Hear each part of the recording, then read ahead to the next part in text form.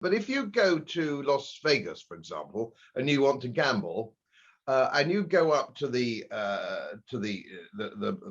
desk and say, "Here's $10,000. I want to gamble." They will give you $10,000 worth of chips, plastic chips, as you know, and everybody watching this knows.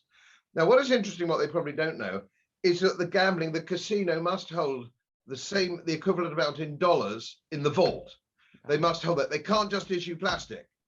Now, it's very fascinating that if you're a gaming house in Los Angeles, in Las Vegas, you have to meet the rules to have in specie in the bullion, but you don't have to do that if you're the government or a central bank. Now, all central banks are insolvent at the moment. All banks are insolvent, and that's because of something called fractional reserve banking, which sounds a bit complicated, but all it means is it means that the bank doesn't have to keep your money. So, for example, you put £10,000 in the bank on deposit, that becomes the property of the bank.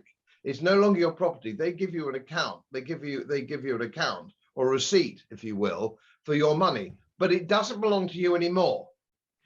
It belongs to the bank, and it becomes a debt in the bank. They can lend on your £10,000. They have to keep £10,000 as a reserve under Basel III, the international regulation. So as soon as you give the bank your money, it's disappeared.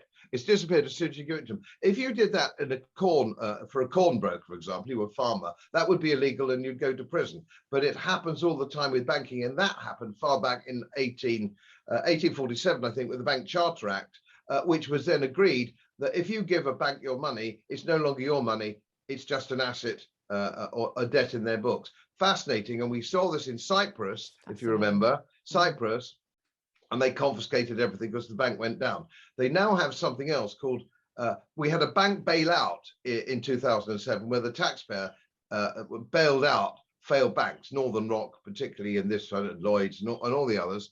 Everybody watching this can remember 2007 perhaps. Now it's a bail-in. The debt now is so high, it has to be a bail-in. And it's now legal for the bank to actually say, we can't give you our money back, we've gone broke, but we can issue bonds